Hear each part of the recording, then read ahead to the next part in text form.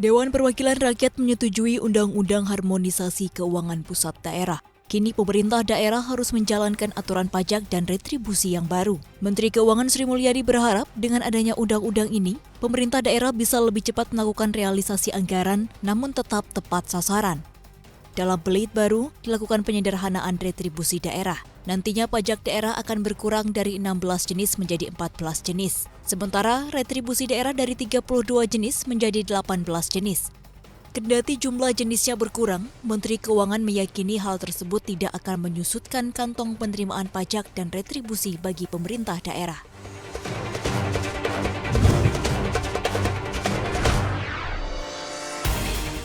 Posisi cadangan devisa Indonesia pada akhir November 2021 meningkat jika dibandingkan dengan posisi akhir Oktober 2021 sebesar 145,5 miliar dolar Amerika Serikat.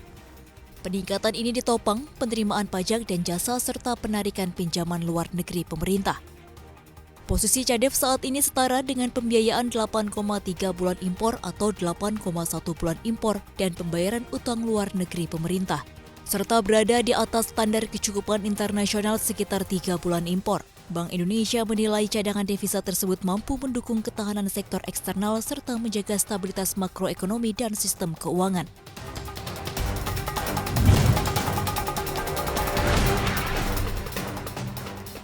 Jaksa Penuntut Umum Kejaksaan Negeri Jakarta Timur menuntut terdakwa Heru Hidayat dengan hukuman mati.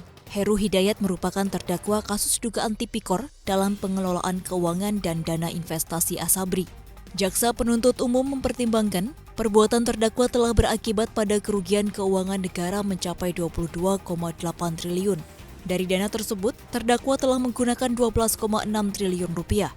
Sebelumnya, terdakwa juga telah dinyatakan bersalah melakukan tindak pidana korupsi berdasarkan putusan pengadilan yang telah berkekuatan hukum tetap dengan nilai kerugian keuangan negara 16,8 triliun rupiah dengan atribusi yang dinikmati oleh terdakwa mencapai 10,7 triliun rupiah. Selain hukuman mati, terdakwa Heru Hidayat juga dituntut untuk membayar uang pengganti 12,6 triliun rupiah.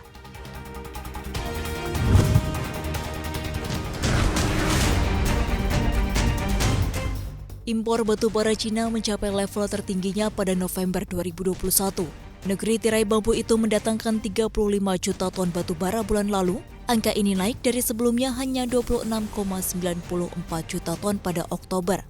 Namun pedagang batu bara Cina terpaksa menjual kargo dengan kerugian atau mencoba menunda impor setelah intervensi pasar, memicu penurunan harga hingga 50% sehingga membebani mereka dengan pasokan yang tidak menguntungkan. Pihak berwenang Cina sejak Oktober juga telah mengizinkan beberapa stok batu bara Australia yang menumpuk di pelabuhan selama hampir 1 tahun karena ketegangan politik antara Beijing dan Canberra untuk melewati bea cukai.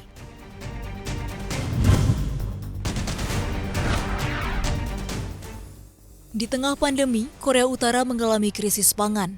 Juru bicara Kementerian Unifikasi Seoul, Lee Jong-ju menyatakan Korut mengalami kekurangan pangan kronis dengan sekitar 1 juta ton makanan gagal setiap tahun. Pemerintah Kim Jong-un menyatakan krisis pangan yang dialami salah satunya karena lockdown yang berkepanjangan karena pandemi yang tak kunjung usai. Juru bicara mengatakan pembatasan yang dilakukan mempersulit pemenuhan makanan yang dikirim dari luar negeri. Sebelumnya, Korea Utara berencana melonggarkan pembatasan dengan Cina dengan pembukaan kereta api lintas batas pada November lalu. Namun hadirnya varian baru Omicron membuat negara itu menunda pelonggaran tersebut. Organisasi Pangan dan Pertanian Berserikatan Bangsa-Bangsa (FAO) menyatakan Korut akan menghadapi kekurangan pangan hingga 860.000 ton di tahun 2021.